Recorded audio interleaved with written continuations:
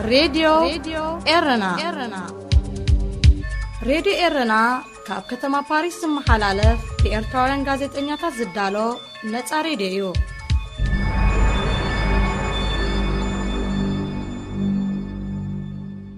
سلام زخبركم تخاتلتي مدبات راديو إيرنا بفلايد ما مدباب قزينا بسخم تنحد لو نقرأ بالشاي قبل هالنسيه نلو من عدو مال لنعدمي كالب زوانجالي قد محجي مسينيرو تقد محجي مسيلو زنابراغن بوليتيكاوي رئيتوتاتون مردأتاتاتون نخكافليو فلايد ما بإسرائيل بزعباز تفتزمان بزعباز تفتزم زلوني أكافيل نيرو لومي بمويقو عديمي اللغو سايبر ساكيرتي مهوري من رأيو بوخا سرح الله أبيتراو كابشحن شعاتم ساعن شعاتن كسابو تشحن أربعتن أب إيرتر سريح نيرو أب كفلي إنترنت أبي سريح نيرو أنت سريح نيرو كاب عند بتخون سمعينا لم ينو قبل علال بمويو خينو جن كم مأتوي أبز قرب سمنات إيرترا ناي سايبر أتاك متيني زبل حبريت هزارجي حنيرة بتوم أوزر له سبب سلطان نايت حبريت عملتي كون جن قلت يفهم كم زبر عنه وخاجليت أبنيرو نحنا كم إيران خاني سايبر أتاك كم زمت أنا فلتنا لنا تزمت أنا من قدها كبيتي بيا مخانها فلتنا لنا ولا كا زينة زي جلسنا يوم مالتي كون جن نحنا تحبري ترخيبنا لنا أكل نايت استدقع وبنسلز خنا كالوت مروات حبريتانا دليت فتحون تدقع نيرن جن بعلن قلت أوصل زمرت زعبوين زاربينا لما بارت حطوا خمزيو أتي كبيتي بيا زمت ناي سايبر متقعتنا بيرترا أتجلسن كابينة هاجر كم زمته ولا كابز حج قرب معلتات تناتهم ناي بروباغندا ماشين كوين زلوا أول سعيد جوبو ندابل أنت جلت جن وقع عوي تجلسن حجي كميتري كالب مجمرته أقدم بالكخاني بزعباتي أبي إرتل زنبرك كابر كتوت نجرن تبونيرو يعني اللي يحوش شيء لما أنت دما ببوليتيكا ودي كون مداي عندنا سلا عدل رها خبكم سها بس كلهم تخطات التريدي أرنا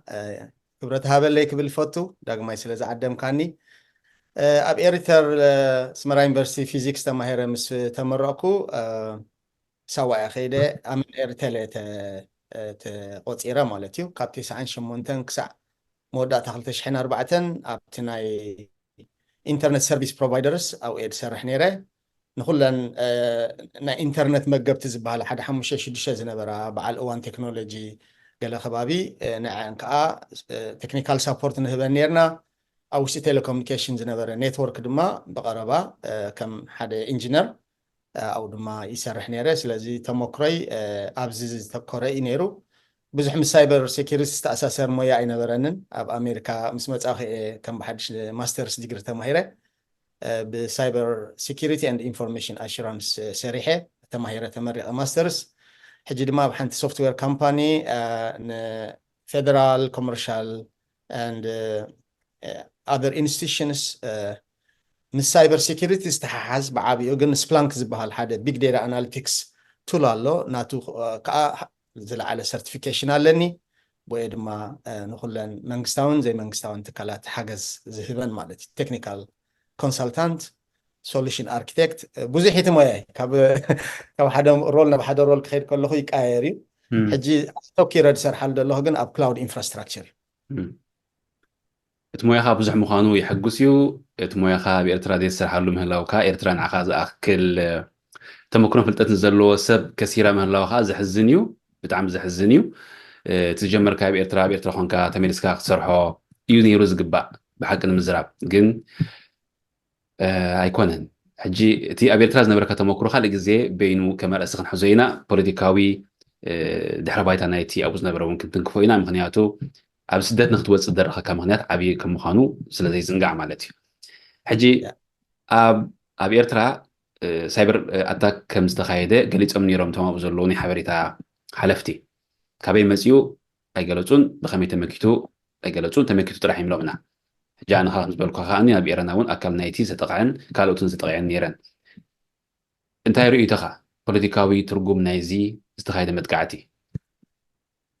وزي حجي ياو بمنجس إرترا زوهاب حبريتا كل جزية دفون سلازخونه بقالع زيت هاريمو أب زيت تقعنا خمس جيرنا أبرعنا سلازي بحال دحر بايتو كفيديو خطفلتو political maneuver كخون خيليو propaganda كخون خيليو حفشاوي قد منا ومئتاوي حنتي نحا سمعتنا كم حبريتا خبز دليسي ኤርትራስ ብዙሕ ተጠቃሚትና ኢንተርኔት እውን ኣይኮነትን ክሳዕ ናይ ሳይበር ኣታክ ዝመፃ ሃገር ኣይኮነትን እዚ ሕጂ ዘሎ ባንድዊድ ዝሪኦ ነይረ ዓንተ ወይሲ ክገርመካ ኤርትራ ኣብቲ ሎው ኮኔክቲቪቲ ስፒድ ዝበሃል ሬንጅ እያ ደላ 400 ኪሎ ባይትስ ኣቨሬጅ ተጠቃሚ ናይ ኤርትራ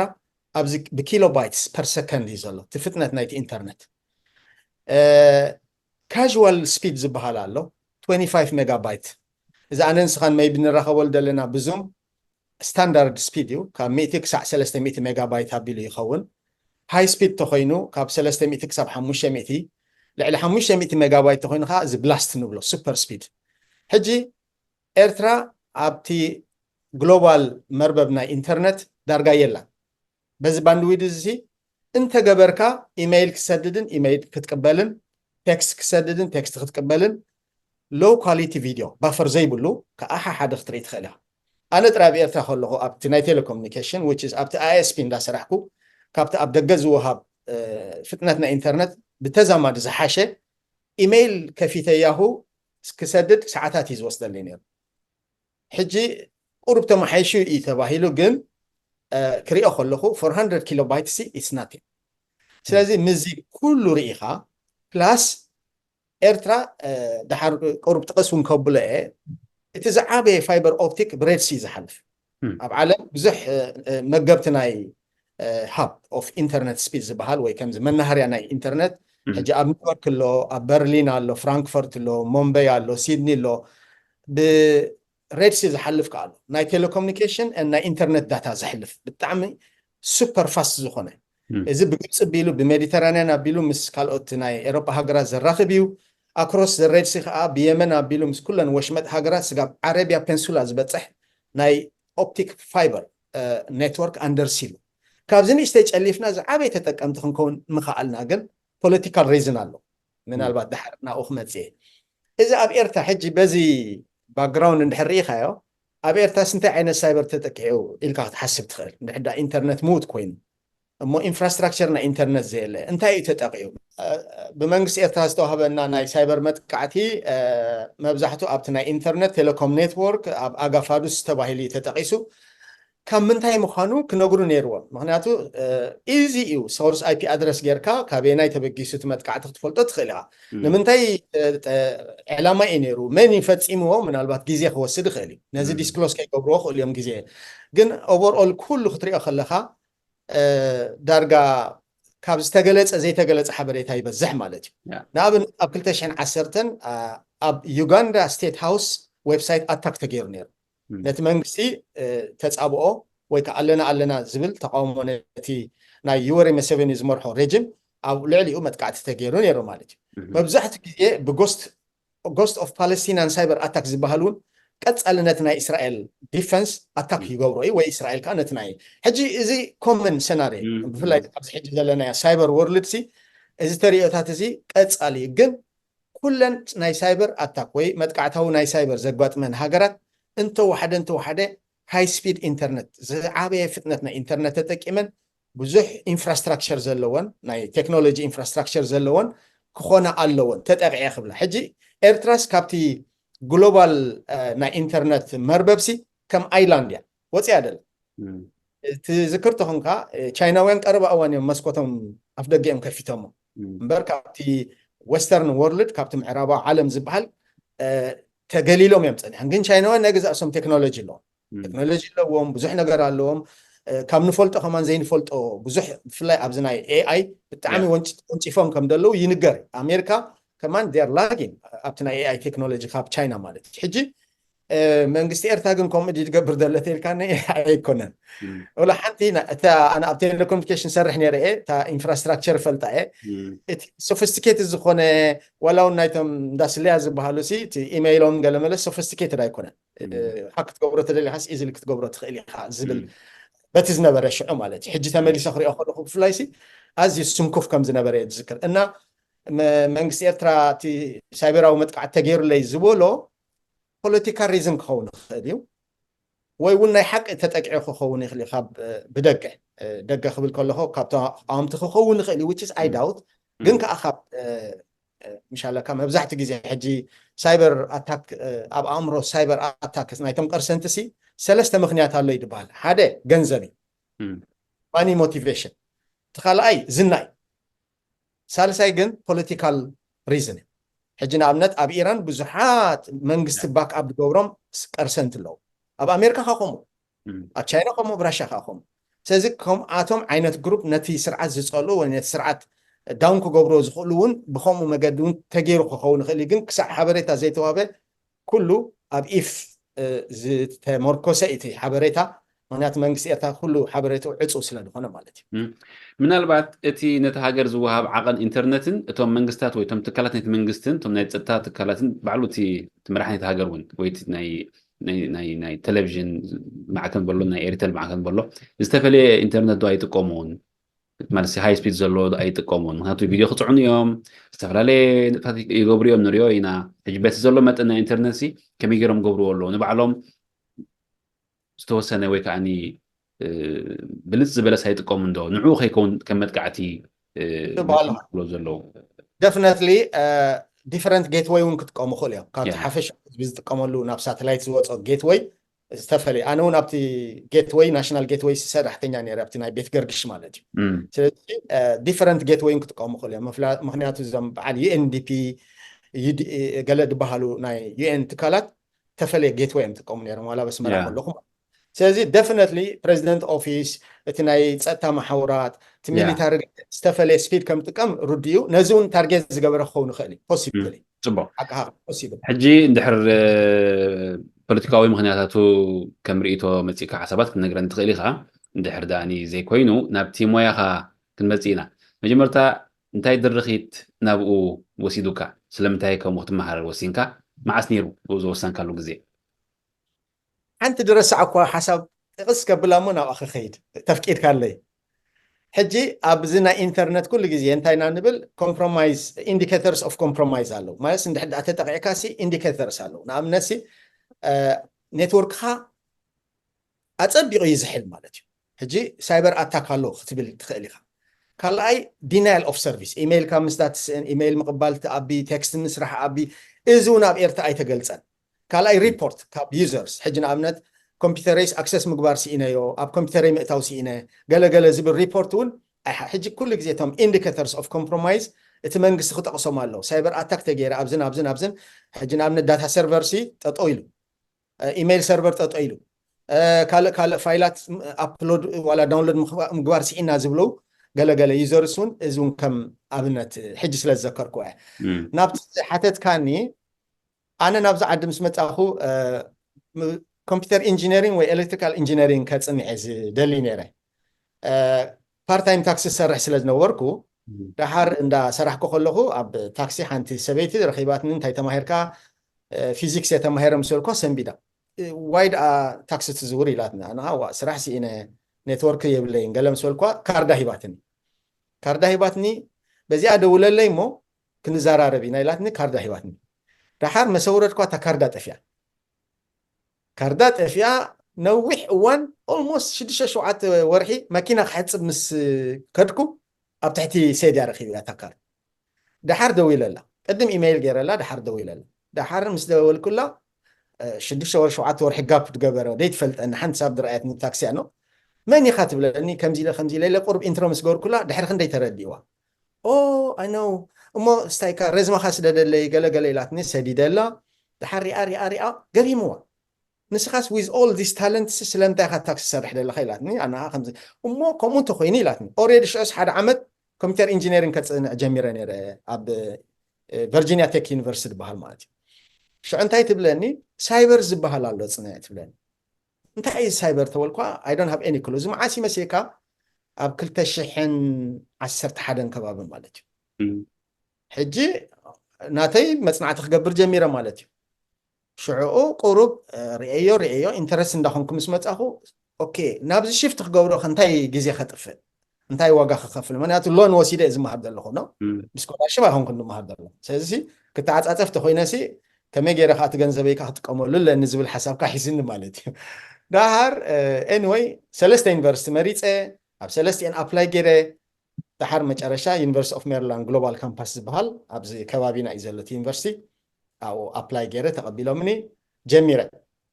قرب مس جمرك قدامي سمستر برتعني مهنيات نعي completely different field نيرو دحر قرب مبزحتهم كأ ناي منك سرحتنيا أب تكنولوجيا عالم نويح وانز جبرو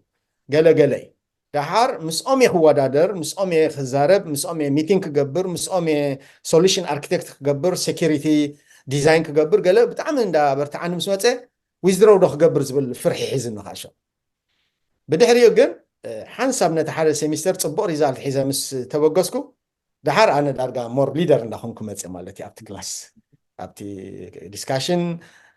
زي ما عندها بروخات يم نتانيش تيد بالكا صبو جرام سل زأنجدها مور هاري خات قبر مالتي كمو دابلكو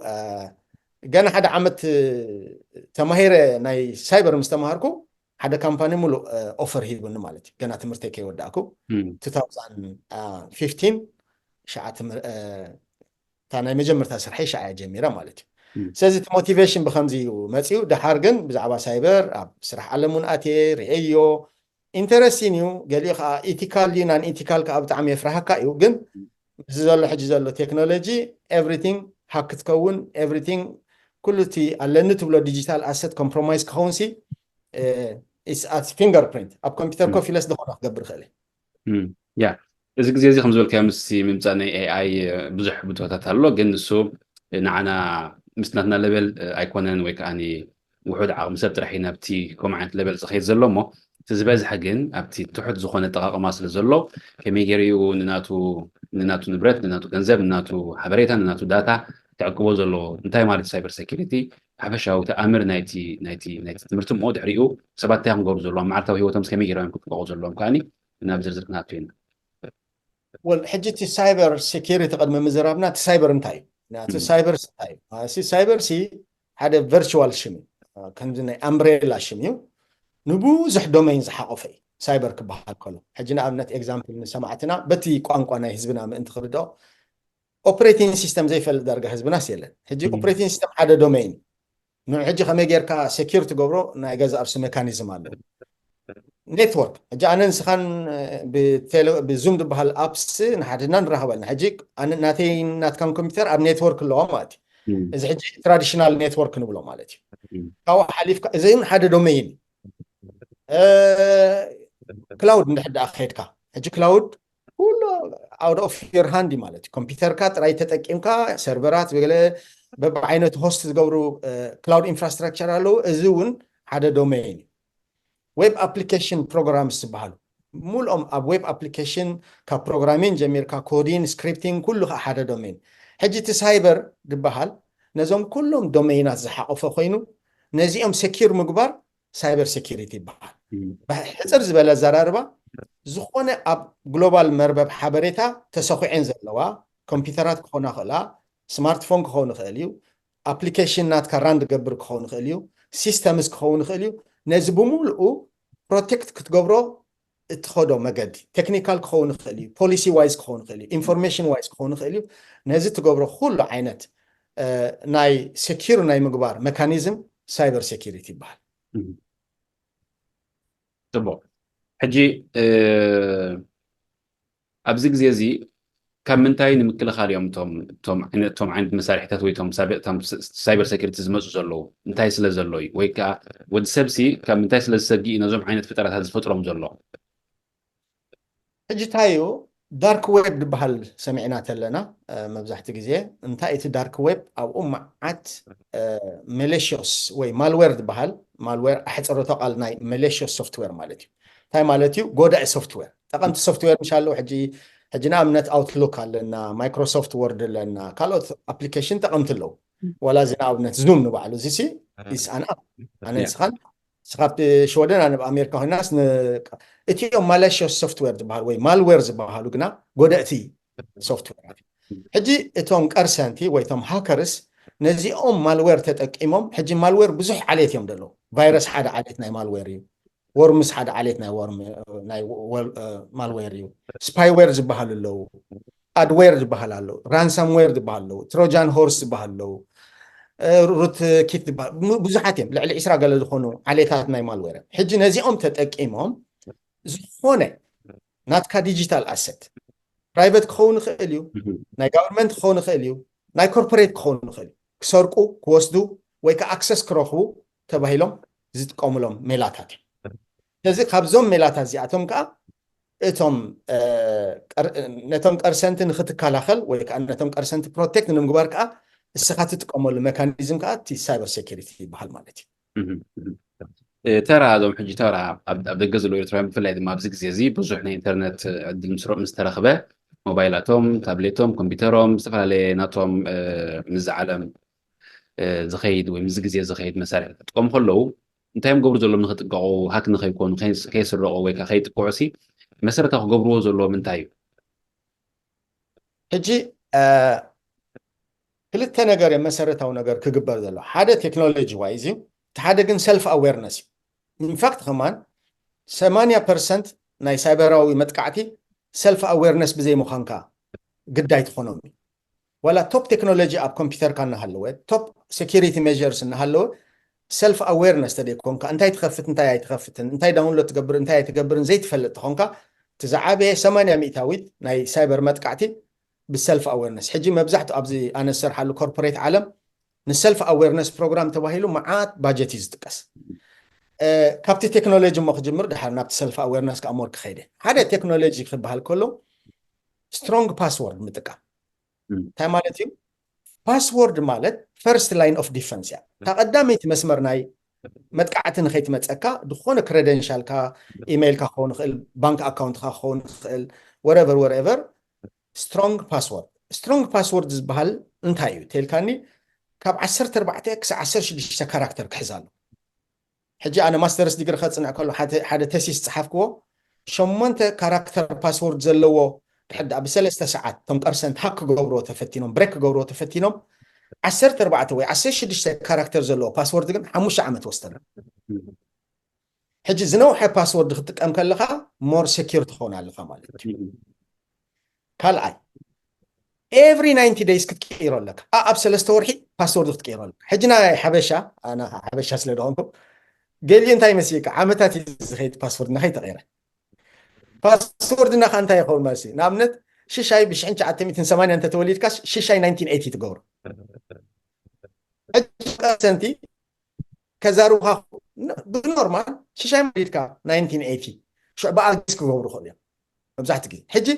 ፓስወርድና ኮምፕሊኬትድ ክኸውን ኣሎ ምስ በርዝደይና ዘይተኣሳሰር ምስ ሽምና ዘይተኣሳሰር ምስ መቦቀል ዓድና ዘይተኣሳሰር ክሳብ 14 ካራክተር ክኸውን ኣሎ ኤቭሪ 90 days ከዓ ክቅየር ክኽእል ኣሎ ክልተ እዚ ቱ ፋክተር ኣውተንቲኬሽን ዝበሃል ምሻ ኣሎ ምክንያቱ እቲ ቀዳማይ ላይን ኦፍ ዲፈንስ ኮምፕሮማይዝ እንዳኾነ ይኸይድ ስለ ደሎ ካልኣይ ሌየር ኦፍ ዲፈንስ ክግበር ኣሎ እንታይ ማለት እዩ መሲካ ነቶም ሃከርስ ባይ ዘ ወይ ኣብዚ ናይ ሳይበር ወርልድ 100% ሴኪሪቲ ዝበሃል የለን there is no guarantee ዋላ ኣነ ንስኻ እንዳተዛረብና ዝጠልፈና ሰብ ክህሉ ክእል ግን እንታይ እዩ ሌየርስ ኢኻ ተብዝሕ ብሎኮታት ኢኻ ተብዝሕ ብሎኮታት ሕጂ ንኣብነት ሓንቲ ኤግዛምፕል ክበካ ንሰማዕትና ቅልል ምእንቲ ክትብለሎ ኣብ ጊፍት ንእሽተይ ክበካስ መጀመርታ ኣብ ዓብ ባኮ ይሽፍና ነታ ባኮ ኣብ ውሽጢ ንእሽተይ ባኮ ነታ ውሽጢ ባኮ ንእሽተይ ባኮ ንእሽተይ ባኮ ንእሽተይ ባኮ እንዳጎርኩ ታ ጊፍት ይቕምጠል 7 ባኮ ምስ ከፈትካስ ታ ጊፍት በዓል ሕጂ ነቶም ሃከርስ 7 ዲፈንስ ላይን ከተቐምጠሎም ኣለካ ሜክ ዘም አንኮምፎርተብል to the whole motto ናይ cyber security makes them uncomfortable ክሰርቁ ዋላ እናኽኣሉሲ ተዛንዮም ክሰርቁ የብሎም ትሓሳብ that's why ሕጂ ሪኢኻ first line of defense password እንድሕር compromise ኮይኑ two factor authentication እዚ እንታይ ሕጂ ቶክን ጀነሬት ይገብር ንኣብነት ልካ ያሁ ክሬደንሻል ምስእተ ክወሲ ሓደ ጀነሬት ዝገብር ቶክን ኣሎ ወይ ከዓ ሪኢኻ ስማርትፎን የናትና ፋሻል ኤክስፕሬሽን ኣሎ ፋሻል አይዲ ባዮሜትሪክስ ብኢድካ ትንክፍ መሰበልካ ሕጂ እዚ ክህሉ ኣለዎ እዚ ሓደ እዩ ካልኣይ ከም ሃቢት ዘይንፈልጦ ኢሜይል ዘይንፈልጦ ኣታችመንት ፒክቸር ክኸውን ይኽእል ዳውንሎድ ክንገብር የብልና ሓደ ወይ ድማ ካብ ትራስትድ ዘይኮነ ዌብሳይት ዳውንሎድ ክንገብር የብልና ምክንያቱ መዓት ዳርክ ዌብሳይትስ ኣለዋ ብፍላይ ዚ ፖርኖ ሳይት ሪኢኻ ኣለካ ማልዌር ሎድድ ሕጂ ናይ ሰብ ሳይኮሎጂ ስለ ዝፈልጥዎ ሓንቲ ጥርሓ ጓል ክትርኢ ከለካ ሞር ኣትራክቲቭ ስለ ትኸውን ንዑ ክሊክ ትገብሮ እሞ ዘይተኣደነ ቫይረስ ዘይተኣደነ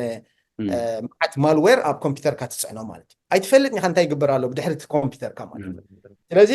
እዚኦም ከምዚኦም ዓይነት ፋይላት ክንጥንቀቐሎም ኣለና ኣብ ከምዚኦም ዓይነት ዌብሳይት ከይድና ከዓ ዝኾነ ኣክሰስ ክንገብር ዳውንሎድ ክንገብር ፒክቸር ይኹን ገለ ሕጂ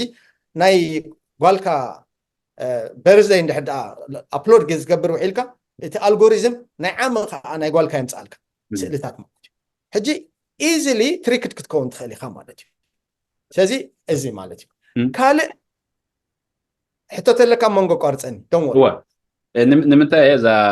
እታ ቦክስ ብዙሕ ግዜ ከም ትኽፈት ብዙሕ ከፊቶም ከም ዝረኽቦ ክትብል ከለኻ ሲ ከምዚ ብዙሕ ከየላ ሰጊርና ናብ ኤርትራ ወይ ናብ ኣስመራ ክንኣቱ ከለና ኢኻ ዘኪርካኒ ኖ እንደይ ከየላ እዩ ዘሎ ካብ ከተማ ክትወፅእ ክትኣቱ ከየላ ኣሎ ክንደይ ኣንኮምፎርታብል የላታት መብዛሕትኡ ስማዓና እንዲኦም ዝገብሩና ሕጂ ኣብ ዝኾነ ዛዕባ ሲ ንኤርትራ ዝምልሰና ብዙሕ ተመክሮ እዩ ዘለና ሕማቕ ዕድል ኮይኑ ሕጂ እንታይ እዩ حتوناتي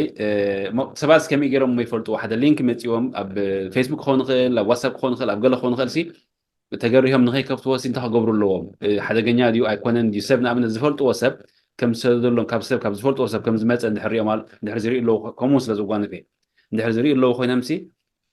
نهاية كفتوا تها قبر اللوم ده أموني ሕጂ እንታይ እዩ መብዛሕትኡ ኮምፒተር ካ እንድሕዳ ሌተስት አንታይቫይረስ ሶፍትዌር እንድሕዳ ኣለዋ ወይ ከዓ ስማርትፎን ትጥቀም ትኾንካ የጠንቅቐካ እዩ ኦፕን ትገብሮ ዘለኻ ሳይት ሴኪር ኣይኮነን ይብለካ የጠንቅቐካ ወይ ድማ ስካን ክገብሮ እየ ቅድሚ ዳውንሎድ ምግባርካ ስካን ክገብሮ እየ ኢሉ መጠንቀቕታ ይበካ ነዚ ክልተ ጥሒስካ እንድሕር ከድካ ግን ግዳይ ክትከውን ትኽእል ኢኻ እጂ ሶፊስቲኬትድ ከይከውን እምበር መሊኡ ሜካኒዝም ኣሎ ነቲ ሳይት እውን ኮፍ ኣቢልካ ኣብ ራንክ ትገብሮ ኣለካ ናይ ብሓቂ ዌብሳይት ድዩ ዶሜን ሬጅስተርድ ዌብሳይት ድዩ ኣይኮነኑን ክትፈልጥ ኣለካ እዚ ሕጂ ቁርብ ሰማዕትና ኮምፕሊኬትድ ከይኮነ ኣብኡ ከኣትዩ ደለኹን እምበር ኣትሊስት ግን ስካን ዝገብሮ ሶፍትዌር ኣሎ ኣብቲ ዲቫይስካ ዘሎ እንደገና ከዓ ወርኒንግ ስለ ድበካ ነዚ ክልተ ወርኒንግ ክትጥሕስ የብልካ እንድሕር ነዚ ክልተ ወርኒንግ ክትጥሕስ ተኾንካ ከዓ ነታ ሊንክ ኮፒ ጌርካ ኣብታ ዌብ ብራውዘርካ ኣብኣ ኮፍ ኣብላ ራንግ በራሽ ሽዑቲ ዶሜን ሬጅስተር ድዩ ሬጅስተር ኣይኮነኑ ንትፈልጠሉ ሜካኒዝም ኣሎ ማለት እዩ نعمل أمونغوتي www.com زبلن أمونغوتي https زبلن زلوا في اللين دايو أبتي اس نسكيرتي مخانو أبجلا خلوه رأيه الله جن سمعتنا خبنات كأنده بتمنى كتبره الله إذا مجمرة مستخفت www زلوا نجنا https زلوا في اللين تايو أين أخذ زبالة تايم قبل زلوا بسبات نزي بخمين كل اللي وزلوا بخمين كرد وزلوا نزي هجتا http مالت hypertext transfer protocol مالت http hypertext transfer protocol إذا هذا protocol مالتي مزارع بقانقاي حجزي hypertext protocol نتي world wide web hypertext files يدزان hypertext files مالتك لينك تادلو هذا لينك بس كفت كاس نبقى لينك تاعتن هذا كم حجتا HTTPS دلتا secure HTTP مالته مبزحت حجزي ويب سايتات HTTP secure ولا عنتو يفتناني ريدي انا ناتكم سي secure دي ايكونتني الى فتناني راسي اس هلاتا حجي مبزحتو HTTP سايتس دارغاندا تود يدخيد او ديت اندخون يدخيد معناتو اتقند ناتو شجر انكريبتد ايكونن امونغو ويب براوزر ابيلكا كاب انترنت اكسس تغبرو فايلات امونغو زغبر ان كان هابان انكريبتد ايكونن እቲ ኢንክሪፕሽን ሕጂ ብቋንቋ ትግርኛ ክስታይ ማለት እዩ ምሽፋን ወዝዓሸገ ይኮን ወይ ከዓኒ ውሑስ ኣይኮነን ውሑስ የብሉ ስቕ ኢሉ ዝኸይድ እቶም ሃከርስ ብቐሊሉ ክረኽብዎ ክእሉ እዮም ኤችቲቲፒ ተኮይኑ ግን ሓደ ተፈለየ ፖርት ይጥቀም ካልኣይ ድማ ሴኪር ኢንክሪፕትድ ዝኾኑ ኢንክሪፕሽን ዝገብሩ ኣልጎሪዝምስ ዋላ ሶፍትዌራት ኣሎ መዓት حجي أنا نسخن كنزارب كلنا إذا communications encrypted سلدخونه أتوم هاكرز ولا أنت تألفه decrypted كجبرو جزء خوست خله هذا قبل علينا دخونه ما تقعد خي جوروسي نوح ساعات كتسنح خليمات سازي الساعة في الليل حجي نابنت أنا نسخن حجي بكمبيوتر سلندر عدلنا دخونه الكمبيوتر IP address important له زي HTTP خانة جزء support له خير كله certificate كله ማለት እንታይ እዮም ዝገብሩ ቶም ሰርቲፊኬት SSL TLS ዝበሃሉ ሰርቲፊኬት ኣለው ነቲ ብሙሉኡ ኦቶራይዝድ ኣይኮነን እንደገና ድማ ኢንክሪፕትድ ኣይኮነን ዝገብር ሶፍትዌር ካሉ በዚ ነገር ስለተጻዕነ ድኾነ ባይ ዘ ወይ ዌብ ብራውዝ ክንገብር ከልና ሰማዕትና HTTPS ከም ደላታ ከነረጋግጽ ክንክእል ኣለና መብዛሕትኡ ግዜ HTTP ተኮይኑ ይነግረካ እቲ ብራውዘር አንሴኪር ብራውዘር ይብለካ ስለዚ مبزحت جزيتي أبتي سيلف أويرنس ده حركة قلت إيه أنا حبيش شجرنا we are not aware ነቲ ዝመፀና notifications ignore እዚ ignore ብምግባርና ጠንቅታት ኢና ንኸፍት ዘለና ወይ ግዳያት ናይ ምዃን ተኽእሎታትና እንዳዓበየ ዝኸይድ ዘሎ ስለዚ እዚ ክንገብር የብልና ክቕፅል ተኾይነ ናብቲ awareness ኦኬ ሕጂ ተቐዳሚት እታ ካልአይቲ ድኾነ ኢሜይል ኣታች ድኾነ ኢሜይል ፒክቸር ፋይልስ ሎድ ገለ ክንገብር የብልና ንኢለ ኣለኹ ካልኣይ ጂኦታጊን ኤንድ ጂኦሎኬሽን ኣብ ስማርትፎንና ደሎ ዲስኤብል ክንገብሮ ኣለና እዚ እንታይ ማለት እዩ እቲ ካረንት ሪል ታይም ናትካ ዳታ ሕጂ ኣነ ኣበይ ኣለኹ ጂኦታግ ስለ ዝገብረኒ ንምንታይ ኣበይ ከም ዘለኹ ሃከርስ ዘገድሶ ሕጂ መብዛሕትኡ ግዜ ባይ ዲፎልት ኢኔብል ዲስኤብል ክንገብሮ ኣለና ኣብ ሴቲን ኣቲና ማለት እዩ እንታይ እዩ ማልዌር ሎድድ ኣፕስ ነዚኦም ናተይ ሙቭመንት ትራክ ክገብሮ ይኽእል እዮም ሕጂ ንኣብነት ኤግዛምፕል ክነግረካ ኣብ ፌስቡክ ሲ ካብ ሲድኒ ናብ ለንደን ከይዳ ኣለኹ ኢሎም ነግሩኻ ማለት እዩ ሕጂ ሓደ እዋን ኣብ ዓዲ እንግሊዝ ተገብረ ነገር ክነግረካ ካብ ለንደን ናብ ናይጀርያ ምስ መፀ እቶም ሃከርስ ኣብ ገዛ ከምዘየለ ፈሊጦም ኣትዮም ሰሪቆም ድሓር ምስ መፀ ተሰሪቀ ኢሉ ክስ ምስ ገበረ ኢንሹራንስ ናይቲ ገዛ ኢንሹር ዝገብርሉ ዝነበሩ ካምፓኒ ዲናይ ገይሮም እንታይ ገይሮም ዲናይ ገይሮም ኣብ ፌስቡክ ኣትዮም እቲ ናቱ ጂኦ ታግ ካበይ ናበይ ይኸይድ ከም ዘሎ ፓብሊክ ስለ ዝገበሮት ኢንፎርሜሽን በዚ ረቲዖሞ ማለት እዩ ሕጂ እዚ ነገር እዚ ብጣዕሚ እዚ ጂኦታጊን መብዛሕቲ ሰብ ኣይፈልጦን ሰልፎነይ ሒዘ ክኸይድ ከለኹስ ናተይ ኣብ ደኣተ ኽዋ ገዛ ምሳይደ ድሕረይ ዝኸይድ ሃከር ክህሉ ክእል ሕጂ እታ ጂኦታጊን ኤንድ ጂኦሎኬሽን ዲስኤብል ክንገብራ ብጣዕሚ ኣገዳሲት እያ ምክንያቱ ጂፒኤስ ማለት ከ ትኸውን هو مش جي بي اس زتحاز داتا مالك لايف داتا كلتي جيو تاج جبركا تاك جبركا خلو خسي ابيناي بوتا ابيناي جيو لوكيشن مس ساتلايت كوردينيتورز قال ملك كله تتابعوا زي نغركا ريل داتا ناتكا مالك حجي لو انت شو ودنا لك صباح سيدني تلخص زي عند حد سيلفون كان حسكات خيدا لك اب سيدنا خمد لخص انا فن سخا خي نغر كان خلو سلازي خمس يوم عينت بفلاي بواي فاين بلوتوثن كاسل زسرح اتي جيو تاكين ان جيو لوكيشن كل جزيت واي فاي كومبرومايز كون كلوس نسخاون كومبرومايز كون كلا بلوتوث كومبرومايز كون كلو سخاون كومبرومايز كون كلا حج حد ابنت كبكا هذا ناي ديابيتيك حموم اذا ابجبات اتو ان شاء الله ذا دوس سبنسر بواي فاي وي بلوتوث يتسرح مزحت جزي حجي سرتين دوز اما على بعد اوتوماتيكالي انجكت تقبر نابتناتو دم مالك حجي هاكرز قتلوس لدليو نع هاك كيروما ات دوز اوف سبنسر ابزحم اكندي مع الفلتك زيد وسلسه حمشتك زي خم سبنسر كم تقبر كيروما اوفر دوز كوين مويت مالك زي كال نقر يلين ياخذ لك هذا اذا نايلوما 4 عامات بحدا ماجازين دنبوب كوي اذا حجي اول داتا ኣብዚ ሕጂ እዋን ኣነ ንስኻ እንዳተዛረብና ካልእ ነገር ይዝግበር ዘሎ ማለት እዩ ካልእ ሰማዕትና ኣብ ሕጂ ረኣዮ ሽሻይ ሓወይ ኣብ ሰልፎንና ማዓት ኣፕስ ኣሎ ገሊኡ ዘይንጥቀመሉ ሕጂ ኩሉ ግዜ ኦልድ ኣንድ አንዩዝድ ኣፕስ ከነውፆም ኣለና ጥቕሚ የብሎም ምክንያቱ ኣብዴትድ ስለ ዘይኮኑ ሃከርስ ኢዚ ልብኦ ክኣትዉ ክእሉ ከምዚ ሕጂ እቶም ሓደ ንፉዕ ሓረስታይ ሲ ቀፅርሳቱ እንድሕር ደኣ ሓፂርዎ ሓደ ህኩይ ሓረስታይ ካብ ቀፅርሳቱ ተሪሓ ሓፂርዎሲ ዝብስ መፂስ ኣባጊዑ ክበልዕ ይኽእል ቀፅር ተደይብሉ እቲ ገዝኡ ማለት እዩ ሕጂ መብዛሕቲ ግዜ እቶም ኦልድ ዘይንጥቀመሎም ኣፕስ ኣብቲ ሰልፎንና ራንድ ገብሩ ባክዶር ክኸፍቱ ክእሉ እዮም ሕጓ ነቶም ሃከርስ ማለት እዩ በዛ ኣትዮም ማዓት ክሬደንሻልነትና ኮምፕሮማይዝ ክገብሮ ስለ ዝኽእሉ እዚ ከዓ ኩሉ ግዜ ዘይንጥቀመሎም ኣፕስ ዲሊት ክንገብሮም ኣለና ካልኣይ ኮምፒውተርና latest antivirus software ክህልዎ ኣሎ atleast ሕጂ antivirus ጥራይ ደይኮነ anti spyware ምክንያቱ spyware ስፓይ ዝገብር ብድሕሪ ባክግራውንድ ናይቲ ኮምፒውተርካ ራን እንዳገበረ መፅናዕትታት እንታይ ኢንፎርሜሽን ሎማዓንቲ እቲኻ ባንክ ኣካውንትካ እንታይ ፓስወርድ ተጠቂምካ ሶሻል ሴኪሪቲካ እንታይ ነይሩ ሴንሲቲቭ ዳታካ ናትካ ዝወስድ እዩ ብድሕሪት ኮይኑ ኣድዌር ዝበሃሉ ከዓ ኣለዉ ምስ ኣድቨርታይዝመንት ዝመፁ ፖፕስ ኣፕ ምስኦም ተኸልኪሎም ዝመፁ ማልዌርስ ከዓ ኣሎ ካልእ ኣፕግሬድ ክንገብሮ ኣለና ኦፕሬቲንግ ሲስተምና ኩሉ ግዜ ሕጂ ናተይ ባዕሉት ፑሽ ይገብር እዩ ፑሽ ዘይገብር ተኮይኑ ግን ኣፕግሬድ ግበሮ ክብለኒ ከለኹ ኣፕግሬድ ክገብር ኣለኒ ሓንቲ ክጠቕሰልካ እሞ ናብቲ ሰልፍ ኣዌርነስ ክሓልፍ ሕጂ ዝሓለፈ 4-5 ዓመት ካብ ተጠቀምቲ ዴስክቶፕ ተጠቀምቲ ስማርትፎን ስለ ዝበዝሕ ደሎ ካብ ሕጂ እኒኦ ኣታክ ኣብ ሰልፎንና ይኽመፅእ ዛስ ዋይ ሕጂ ክብሎ ዝፀናዕኩሲ ሰማዕትና ብደንቢ ፈሎው ክገብሩ ኣሎ ንኣብነት ኣብ 2016 2.6 ቢልዮን ዩዘርስ ዝነበሩ ኣብ 2021 3.8 ቢልዮን ኮይኑ ተጠቀምቲ ናይ ሞባይል ዩዘርስ ሕጂ ናይ 2024 ዳታ ይርኢ ነይረ ዓንቲ ወይ 5.35 ቢልዮን በፂሑ 76 ሚእታዊት ወሲኹ ማለት እዩ ዴስክቶፕ ዩዘርስ ግን ካብ 32 ሚእታዊት ናብ 29 ጎዲሉ ምክንያቱ ኣብ ኦፊስ ከድካ ጥራኻ ትጥቀምበር ሕጂ ብሰልፎነይ ናይ ስራሐይ ኢሜይል ኣክሰስ ገብሮ ክእል ኩሉ ስለዚ ሰብ ሞር ኣብ ሞባይሉ ስለ ዝውዕል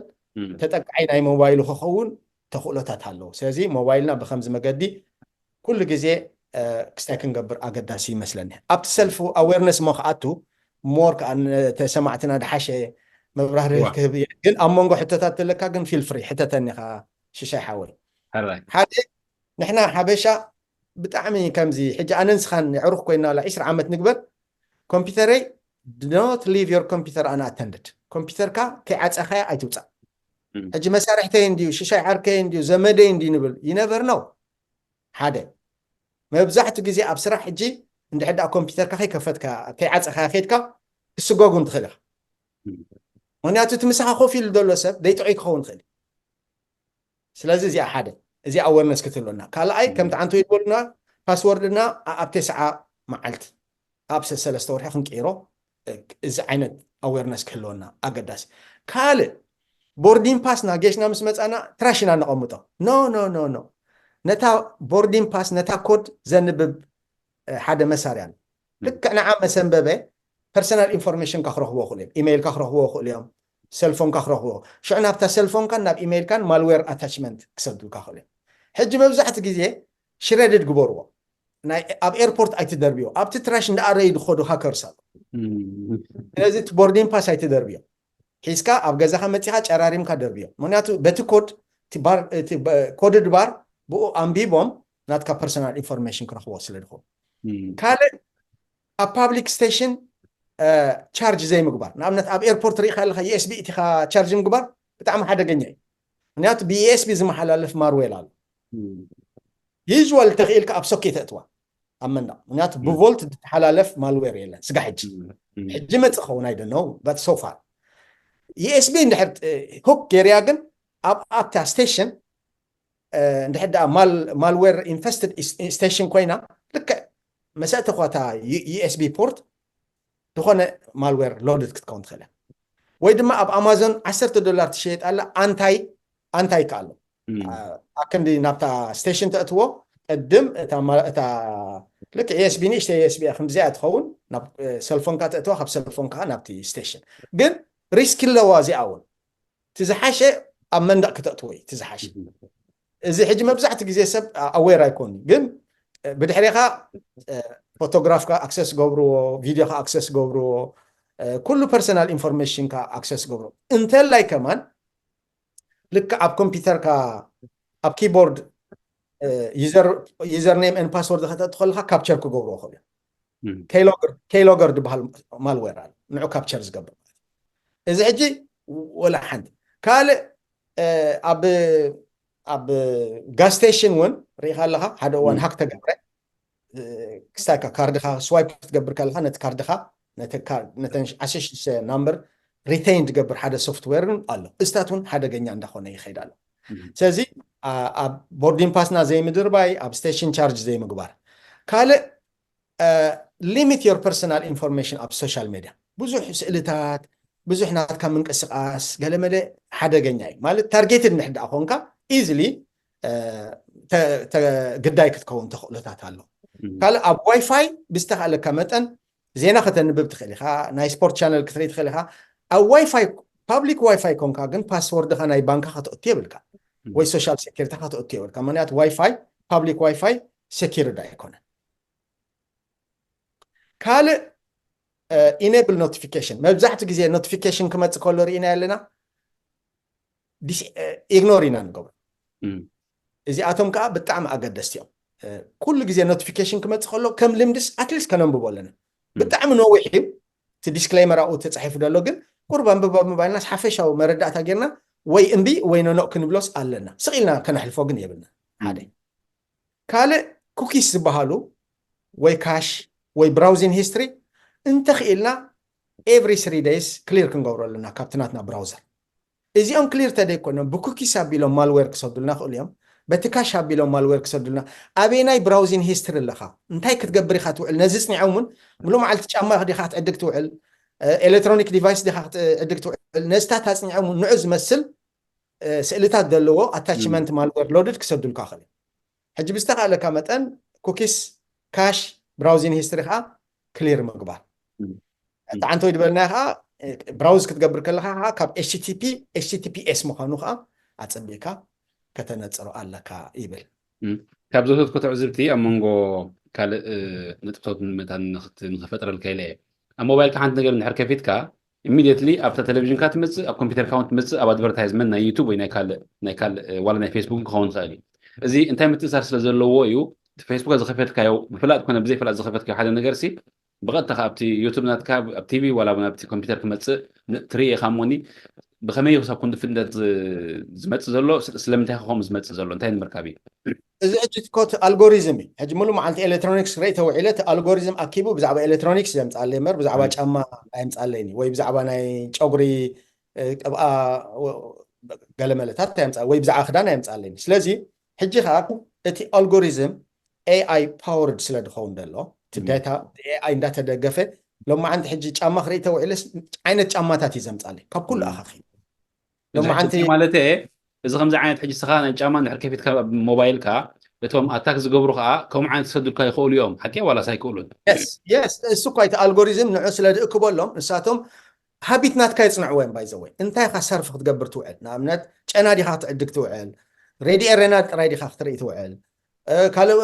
ሳይት ዲኻ ነዚ ኩሉ ኣኻኺቡ መሰምፅ ኣሎ መፅናዕትታት ትገብሩ ናትካ ሃቢት ይፈልጦ ንጎ ተሲካ ስታኻ ትገብር ስለዚ በታ እስኻ ናትካ ሃቢት ብኣትራክ ክገብሩካ ይፍትኑ ማለት እዩ ስለዚ ናይ ኣልጎሪዝም ሕሽ እዚ ፌስቡክ ከምኡን ትዊተር ገለገለ ካልኦት እውን ኣለዉ እዞም ማሕበራዊ ሚድያ ኣገልግሎት ዝህቡ ሰኪር ንክኸውን እቲ ናቶም ፕሮፋይል ከፊልካ ዝሓሸ ኣክሰስ ዘለዎ ክትረክብ ከም ትኽእልካ ገብሩ ኣለዉ እዚ ማርክ ማለት እዩ ንስኻ ንምንታይ ውሑስ ዝገብሮ ንፌስቡክ ንትዊተር ንካልኦት ማሕበራዊ ሚድያ ክትጥቀም ከለካ ውሑስ ከይገብሮ ዲ ዋላስ ብዘይብኡ ከም ትብሎም ዘለካ ኮድ ምቕያር ኣብ ስለዝተወርሒ ካልእ ጥንቃቐታት ጥራይሖም ውሑስ ዝገብሩካ ንዓኸ ከምዚ ዓንተ ይድበልኩኻ ኣብ ሳይበር ሴኪሪቲ 100% ጋረንቲ ዝበሃል የለን ወላ ሕጂ ንሕና መዓት ካምፓኒታት ክመፅእ ከለዋ ተሸጊረን ከም ዝተጠቂዕና ገለ ኩሉ ከለዋ ክሳዕ ክንዲ እዚ ክንሕግዝ ዘክን ኢና there is no 100% guarantee ጥራይ ከምቲ ዓንተ ይድበልኩኻ layers of defense ኢኻ ተብዝሕ ቀደም ሲምፕሊ ብፓስወርድ ጥራይ ኩሉ ናትካ ዲጂታል ኣሴት ፕሮቴክት ክግበር ዝከኣል ዝነበረ ሎሚ ሰከንድ ፋክተር ኣውተንቲኬሽን ተወሲኹ ሰከንድ ፋክተር ኣውተንቲኬሽን እውን ኮምፕሮማይዝ ብዝኾነ ሰዓት ካልእ እንዳተወስኻ ክኸይድ ሕጂ እቶም ማርክ ዛከርበርግ በሎ ፌስቡክ ትዊተር ገለ እንታይ እዮም እቶም ናቶም ሴኪሪቲ ዲቪዥን የፅንዕዎ ኣበየናይ ባክዶር ኣሎ ኣበየናይ ዲፎልት ሴቲን ኣሎ ኣበየናይ ኮንፊግሬሽን ኣሎ ሃከርስ ዝጥቀሙሉ ዘለው ንዑ እንዳፅንዑ ንዑ ፓች ክገብርዎ ከለዉ በብእዋኑ ዘማዕብልዎ ዲፈንስ ሌየርስ 100% ጋረንቲ እኳ ተደይበልኩኻ ግን ይጠቅም ኢኻ ዘይጠቅም ኮይኑ ስለዚ እቲ ሃከርስ ባይ ዘ ወይ እንታይ እዮም ድብሉ እቲ ኣድቫንስመንት ናይ ሃከርሲ 5 ዓመት ahead of ኣዝዩ እዮም ድብሉ እቶም ናይ ሳይበር ሴኪሪቲ ክኢላታት ስለዚ ቀቅድሜና እዮም ዝኸዱ እቶም ቀርሰንቲ ድበልኩ ኻሲ ቴክኖሎጂ ብጣዕሚ ንፉዓት ሰባት እዮም ሪል ፕሮግራመርስ እዮም ሪል ሃከርስ እዮም ኣብ ራሻ ኣለው ኣብ ኣሜሪካ ኣለው ኣብ እስራኤል ኣለው ዓዲ እንግሊዝ ኣለው ሕጂ ሓደ እዋን ከዕልለካ ዚመርማን ትበሃል ቴሌግራም ኣብ 1917 ኣብ ቀዳማይ ውጋዕ ዓለም ጀነራል ዚመርማን ተባህለ ጀርመናዊ ናብ ኤምባሲ ጀርመን ኣብ ሜክሲኮ ይሰዲድዋ እታ ቴሌግራፍ እሳ ሕጂ ኢንክሪፕትድ ኮይና እያ ተሰዲዳ ሕጂ ምስ ተሰደደት እንታይ እያ ነይራ ኣሜሪካ ኣብቲ ቀዳማይ ውጋዕ ዓለም ምስ ኤሮጳ ከይትውግን እሞ ንጀርመን ከይተሃርሞ ናዚ ስርዓት ስለ ዝሰቅዐ እዚ ጀነራል ዚመርማን ነቲ ኤምባሲ ናይ ጀርመን ኣብ ሜክሲኮ ዝነበረ ሰዲድሉ ልክዕ በቲ ትራንዛክሽን ክትሓልፍ ከላ እንግሊዛውያን ጠሊፎም በዚ እንግሊዛውያን ንፉዓት ጠለፍቲ እዮም ጠሊፎም ዲክሪፕት ገይሮሞ ሽዑቲ ናይ ኣሜሪካ ክስታይ ብኡ መጠን ምድላዋት ተገይሩ ሕጂ ኣብዚ ሳይበር ወርልድ እዚ ኮንቬንሽናል ዋር እንዳተገደፈ ስለ ዝኸይድ ዘሎ ሕጂ ዋላ ዓንተ ወይ እንታይ ትብለኒ ካብቲ ኣዲስ ኣበባ ሬዲ ኤሬና ካብቲ መንግስት ኣሜሪካ ኣታክ ገብርዩ ራሻ ከምኡ ገብርዩ ሕጂ ታዩ ኣቀዲምካ ናይ ፀላኢካ ዓቕሚ ናይ ምፍላጥ ዝዓበየ ተኽእሎ ሕጂ እዚ ሳይበር ዋር እዩ ፅንሕ እንዳበልውን እዚ ኮንቬንሽናል ዋር እንዳተረፈ ክመፅእ ሕጂ ፅባሕ ንገው ናብቲ ሓዳስ ኤርትራ ተተኻኢሉ ሲ ንሕና ሕጂ ውሕዳት ህዝቢ ስለ ዝኾንና ክንዋጋእ ይንኽእልኒ ኢና ዋሕድ ህዝቢ ኣለና ኣፅዋር ሶፊስቲኬትድ ተደይብልና ኣቀዲምና በዚ ሳይበር እንድሕዳ ሰጊምና ኣብቲ ቀርኒ ኣፍሪቃ ዝዓበየ ኣድቫንቴጅ ክህልወና ይኽእል ምክንያቱ እቲ ዝዓበየ ፋይበር ኦፕቲክ ብሬድሲ ዝሓልፍ ዶ ናይ ኢንተርኔት ስፒድ ማለት እዩ ነዚ እንድሕር ተጠቂምናሉ ክስታ ክንገ ባይዘ ወይ ዓንቶ ዘይጠቐስኩዋ መንግስቲ ኤርትራ ንምንታይ ዘይጥቀመሉ ዝብል ሕቶ ብዙሓት ተሓትኑ እዮም ሓደ ፖለቲካል ሪዝን ምክንያቱ ረኣዮ ኣብ ኤርትራ ዘለዋ ሰልፎን ዳታ ፕላን የብለንን ኣብ ዋይፋይ ገለ ተፀጊዐም እዮም ፌስቡክ ገለ ዝርኢ እምበር ናይ ገዛ እርሶም ዳታ የብሎም ንምንታይ ተይልካኒ እዚ ብቀውዒ ዓረብ ዝፍለጥ ዓረብ ስፕሪንግ ዝዓበየ ኣፕራይዝን ዝተገብረ በቲ ሶሻል ሚድያ ኔትወርክ እዩ ሕጂ መንግስቲ እሱ ስለ ዘፍርሖ ኣይፈቅድ ስርዓት ኢሳያስ ስጋብ ዝሃለወ ከምዚ ዓይነት ዝፈቅድ ኣይመስልን ካልኣይ ግን ብጀካቲ ፖለቲካል ሪዝን ኢኮኖሚክ ሪዝን እዩ ምክንያቱ ርአ ነረሲ ኣነ ኣብ ገዛይ ሕጂ ሚድየም ወይ ስታንዳርድ ስፒድ ኣለኒ ክሳዕ 275 ሜጋባይትስ ነዚኣ ሕጂ $55 ከፍለላ ኣብ ኤርትራ እንድሕር ኣሽሪፍካያ ናብ $700-800 ናቕፋ ክትከይድ ዓቕሚ እውን በቲ መንግስቲ ዝመጡና ሸርፊ ኢና ንዘረብ ዘለና ወበቲ $1,500 ብእንዲ ክኸይድ እምበር $1 ኮ $1,500 ናቕፋ ክሽረፍ ይግባእኒ ነይሩ ወለው እንድሕዳ እቲ ኢንፍሌሽን መጢትካዮ ኣይሕሰብኒ ግን በታ $1,500 እንድሕር ሓሲብካ ከማን ሓደ ኤርትራዊ ወላ $10 እንድሕዳ ሂብካዮ ሲ ክንደይ ክትኮን መሲልካ 150-200 እዚኣስ ደቁ ድዩ ኣድሪርላ ክውዕሉ ዋላ ኢንተርኔት ክርእላ ስለዚ ኢኮኖሚክ ፋክተር እውን ኣለዎ ካብ ጠቐስካለይ ሓንቲ ምልክታ ወፅያ ነይራ ብለይቲ ጥራሕ ክጥቀሙ ዘኽእል ናይ ኢንተርኔት ርእያ ኣስሒቓትኒ ርእያ እታያ ኩሉ ርእዮ እቲ ዳታ ሲ ብኪሎባይት ይኸመን ናብ ሜጋባይት እውን ኣይከደን ተወሰነ እዋን ትጥቀም እቲ ባይዘወይ ትዋጋውን ብጣዕሚ ክቡር እዩ ክሪኦ ከለኹ ምስቲ መነባብሮ ህዝቢ ዝኸይድ ኣይኮን እቲ ታሪፍ ናይቲ ኢንተርኔት ማለት እዩ ኣስሒቓትኒ ርእያ ኣብ ኢንተርኔት ረኺብያ ብቅፅማ ልድየ ገለሲ ሽዑ ናይ ሓቂ ድያ ናይ ሓቂ ኮነትን ኢለ ኣብቲ ናይቲ ጋቨርንመንት ዌብሳይት ምስ ከድኩ ረኺበያ ማለት እዩ ሕጂ እንታይ እዩ ታሪፋት ይውፅኡ እቲ ታሪፍ ከማን 24/7 ኦፕን ኣይኮን ካብ ምሸት ካብ ሰዓት ክንድዚ ካብ ክንድዚ ካብዚ ክሳዕ ክንድዚ ሕጂ ወል እንታይ እዩ ንኩሉ ክምግብ ዝኽእል ፍጥነት ናይ ኢንተርኔት የለን ስለዚ ንሓደ እንዳዓፅኻ ንሓደ እንዳበልካ ባይዘ ኣነ ክነግረካ ኣብ ቴሌኮሙኒኬሽን እንታይ ይገብር ነይረ ሲካ ቅድሚ 6 ፍርቃን ካብ ገዛ ወፅአ ሰዓት 7 ስራሕ ይኣቱ ገና ሰብ ኢንተርኔት ከይተጠቀሙ ከሎ ሪላቲቭሊ እቲ ፍጥነት ናይቲ ኢንተርኔት ስለ ዝውስኽ ሽዑ ዝደለኽዎ ኣፕስ ዳውንሎድ ገብር ዝደለኽዎ ነገር ዳውንሎድ ገብር ሰዓት ፋዱስ እንድሕር ደኣ ከይድካ ግን ሃይ ፒክ እዩ ዝለዓለ ጥርዚ ዝበፅሓሉ ተጠቃማይ ስለ ዝኾነ ክስታይ ሕጂ ንኣብነት ኤግዛምፕል ክበካ ኣብዚ ኮቪድ-19 ምስ መፀሲ ኩሉ ሰብ ምሽ ናብ ገዝኡ መፅዩ ደቅኻ ኣብ ገዛ ኮይኖም እዮም ድምሃሩ ስኻ ኣብ ገዛ ኮንካ ካሰርሕ ሰበይትካ ኣብ ገዛ ኮይነ ወረቨር ናይ ደቂ ኣክስታይ ክትገር ሕጂ ናምበር ኦፍ ዩዘርስ እንዳበዝሓ ክኸይድ ከሎ ከምዚ ንሓንቲ ሕምባሻ 2 ክመቐልዎን 10 ክመቐልዎን ሲ እቲ ፍጥነት ናይቲ ኢንተርኔት ከዓ ብመጠንቶም ናምበር ኦፍ ዩዘርስ ከዓ ይውሰን እዩ ማለት እዩ ሕጂ ስለው እንዳኾነ እዩ ዝኸይድ ሕጂ በዚ ምክንያት እዮም ንገለ ምሸት ገይሮሞ ንገለ ቀትሪ ንገለ ገይሮሞ ዝኾኑ ዝብል እምበር ርእያ ተረድየን እዋ ማለት ርእሱ ዝኸኣለ ትንተና ርእሱ ዝኸኣለ ምዝራብ የድልዮ እዩ ምክንያቱ ፖለቲካዊ ዕላማታት ስለ ዘለዎ እቲ ኩሉ ብኤርትራ ዝግበር እቲ ፖለቲካዊ ዕላማታት እውን እቲ ፖለቲካዊ ዕላማታት ሰጊርካ ከዓ ህዝቢ ክረብሕ ይኽእል ዶ ይክእልን ዝብል ከዓኒ ምርኣዩ ኣገዳሲ እዩ ግዜ ፈሊና ማለት እዩ ግን ኣብዚ ቀንዲ ዓባና ተመሊስና ሰባት ምስቲ ንቕሓት ማለት ምስቲ ኣወርነስ ዝበልካዮ ኣይኖት ኣፕ እዮም ከም ውሕሳት ክጥቀምሎም ማለት ውሕሳት ኣለዉ ኢልና ክንዛረብ ንኽእል ኣይመስለኒ ግን ተዛማዲ ድሓን ዝኾኑ ውሕስነት ዘለዎም ኣብ ኣይኖት እዮም ንምድውዋል ክኸውን ይኽእል ዋትሳፕ ክኸውን ይኽእል ቴሌግራም ክኸውን ይኽእል ካልኦት ኣይኖት እዮም ዝሓሹ ስኻስ ከም በዓል ሞያ መጠንሲ እንታይ ትመክር ኣይኖት ተጠቕሙ ትመክር ኢንፋክት ሕጂ ኩሎም ውሕሳት እዮም ብፍላይ ዋትሳፕ እንድሕር ርኢኻዮ ዳታ ቱ ዳታ ኢንክሪፕትድ ይብለካ ካብ ፃት ስጋብ ፃት ሲ እቲ ትገብሮ ኮንቨርሴሽን ወላ ኮሚኒኬሽን ኢንክሪፕትድ ይብለካ እዚ ሕጂ ናይ ሓቂ ድዩ እዋ ንእሽተይ ኣድቨርታይዝመንት ኣትከውን ትኽእል እያ ምክንያቱ ሰብሲ ካብ ቫይበር مور واتساب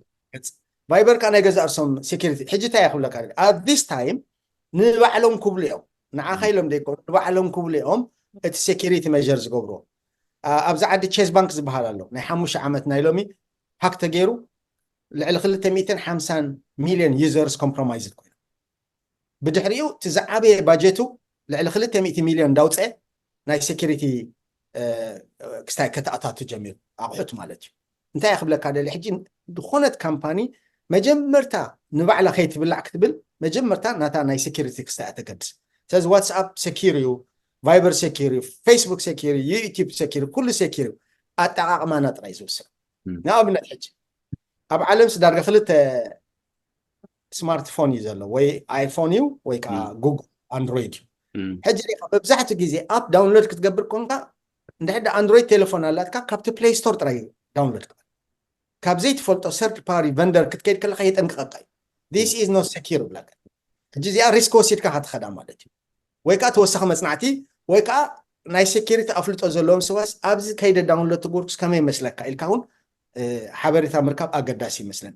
ايفون تدليخا كاب اي او سي داونلود كتقبل دلك anything كاب اي او واتس تغبرو ነገር ግን سيقرب كونسيرن تكون عليك قرب سيلف اويرنس ناتك عبيا بالكاس اوكي ابزي انا غزي اششاي اب كم زي اريا يسرح مو كم يمسلك اششاي الى حتىك كوكسكاس اقداسي مثلا anything كاب زخلتي وصاي ثيرد باري فندرز قالو iOS زي ديفلوب دي غبرو وي اندرويد ديفلوب دي غبرو ابس كنتقامو نخيلينا اي نخيلينا يكونكم ملختي ግን توساخي متنقاتا ግን كدلينا نابنت اب فيسبوك ندحر دانا متقعت ገጹ خيدو انت هغبرلهم سبات ميل متقعت ገጹ نحر كيد زخنا ملكتات نحراريكا استفلا لازم محبراوي ميديا تقوم محبراوي ميديا تقوم زلو سبات ندحر دانا متقعت ገጹ خيدا له خيدو ناخا ندحر ملكتات متيكا سبات كمي يغيرو ملسو زلهم سبات كمي يغيرو يمكا نخي بئس تحدغا تبقوا زلهم انت ذات تقيعمك كمي يغيرو ملسو خولو اجي حدا وان مس حدا كامباني اندا سرحكو خلخو امونغ اندا سرحكو خلخو تاماوز ناتيسي انا زين قاسقسقس كتنقاسقس جميره دحر سمبيده ريت بولكو ها قال فايد خفت جميل دحر امري حوسس زبل متيني كتفا اديتا كمبيوتر زلني ولا انت يخبر زلني له دحر لك كتفايل خفت النس جمركو اتليست نو انا اي كابتن اي كامبانا سيستم ادمينز بحالو انا push تقبر دلخو ابديت سيلن شو أنا سمبي دم زيت نقراني ليه ما صرت نقرانو كلك أنس in the middle of conversation كتفا حاسبني على كمبيوتري in the middle of conversation قال لك قبل حاسب حجن تايو ما بزحت جزء أنا زبله حدا وان بانيك كون يبلنا كسا كندو أقدس تسبات دينا هاكر قداياتنا يتم قرسن تخنكون جن أبت جلوبال مربب سلازلنا بتخوينون كتنكفناي حجي أنا أنت أعرف ما جمرت كم عينة ساين عند حد عريخة وي كمبيوتر كسلو مقبار كون تجميرو وي دخون أكسس عند حد ديناي كجبرك جميرو ما جمرت كمبيوتر كا باك أب قبار تسنسيتيف داتا تبلو كي توسده إليمينيتد كي كونه باك أب قبارو على إذا ناي باك أب استراتيجي إذا تديجر كاتس ما إحنا جو هكت تجيرا كمبيوتر كا بتدا داتا ممكن تروحوا تخليها حاليا كلته I encourage cloud infrastructure data push كتقبل أكن أبتي كمبيوتر كتأمته نعم نت أمازون كتأمته تخليها أمناي أجور مايكروسوفت كتأمته تخليها أمناي أبل كتأمته إذن تاي مسيكا كابين لعل نساتهم more secure يقبروا نت infrastructure كمبيوتر يحجسي anti virus تدي باللاسي more أنا vulnerable مالتي تياتهم نتناتهم business كبلو مع security measures للجبرو كم عينت مينس ممكن تكملنا سيز باك اب كتقبر لك كل جزء انتي اكاونت تخفت انتي تخفتن اويرنس كله كالو انتي فيروس كله كالو انت وحده حجي انتي فيروس تراي يسرحني انتي سباي ورك سرح كله كالو انتي ادوير كله كالو اذا حجي باكيج لك ادم نورتن انتي فيروس بحال بزعوا انتي فيروس تراي يسرحني اذا كان حجي باكيجز متسك انستول كتقبر على خبطه كمبيوترك اتليست يور بروتكتد جن ابديت كتقبر لك كلاي more awareness is number one دخونا عين التكنولوجيا أب كمبيوتر كا secure قبل لك تكنولوجيا إنها حلوة aware بزي مخان كتريك زيادة تتقعك تكون تخلي إذا أنا كم إلى يمن سمعت تبغى نوح كي حزك خبز نلعلي نعم جرشتا قصنا نخيد لنا نابنت اب ويندو بعلو تي ويندو ناي كمبيوتر مالتيو ابديت خونيو تي بعلو تي ويندوز سوفت وير سي بعلو ابديت خونيو حجي بعلو سكير خونا الله دي وحش دي نسو ولا سكال سوفت وير يم كورد زلوم سبات ሕጂ እንታይ እዩ ናይ ካምፓኒ እንተኮይኑ ኣብዴት ምስ ገበርካያ ፓች ከዓ ዝግበር ኣሎ እንታይ ማለት እዩ ፓች ነቲ ሃጓፍ ደሎ ሶፍትዌራት ንዑ ምምላእ ወይ ብሓደሽቲ ሴኪሪቲ ኣብዴት ምውሳኽ ማለት እዩ ሕጂ ግልኻ ትገብሮ ትኽእል ኢኻ ማንዋል ክትገብሮ ትኽእል ኢኻ ወይ ከዓ ኣውቶ ክኸውን ይኽእል መብዛሕቲ ሕጂ ሓደሽቲ ኮምፒውተራት ኣውቶ እዩ ባዕሉ ፑሽ ትገብር ግን ኦፕሬቲንግ ሲስተምካ ኣረጊትን ሕጂ ናይ ዊንዶው 1998 እንድሕር ኣላትካስ ምስ ዊንዶው 2026 እቲ ናቱ ሴኪሪቲ ሜዠርስ በበይኒ ቶም ቀርሰንቲ ሲ ነቲ ናይ ቀደም ኦፕሬቲንግ ሲስተም መዓት ባግስ መዓት ናይ ዲፎልት ኮንፊግሬሽንስ መዓት ዲፎልት ዝኾነ ሴቲንግ ስለ ዘለዎ ብኡ ተጠቂሞም ኣታክ ክገብሩካ ክእሉ እዮም ስለዚ ኣብዴት ክትገብሮ ኣገዳሲ እዩ እንደገና ከዓ ፓች ክትገብሮ ኣይደን ነው ብትግርኛ እንታይ ኢና ንብሎ ፓች ግን ድኾነ ሴኪሪቲ ፑሽ ክትገብር ከለካ ፓችን እዩ ዝም ክትገብሮ ኣለካ ማለት እዩ ጥቡቅ እዚ ዛዕባ ኣዝዩ ሰፊሕ እዩ ንዓመታት ዝተምሃርካዮ መቸም ብሓንቲ ምሸት ፀንቂቕካ ክትበልና ይትኽእልን ኢኻ ሕጂ ንዑዝ ምትንሕቶ እውን ክንሓታይ ንኽእልና ምክንያቱ ኣብኡ እውን ፍልጠትና ውሑድ ስለዝኾነ ማለት እዩ ስለዚ ኣፈናዊ ዝኾነ ማለት ቤዚክ ወይ መሰረታዊ ዝኾነ ሓበሬታ ሂብካና ኣለካ መሰረታዊ ዝኾነ ኣፍልጦ ግን ኣካፊልካና ኣለካ ስለዚ ኣዝየ ዘመስግነካ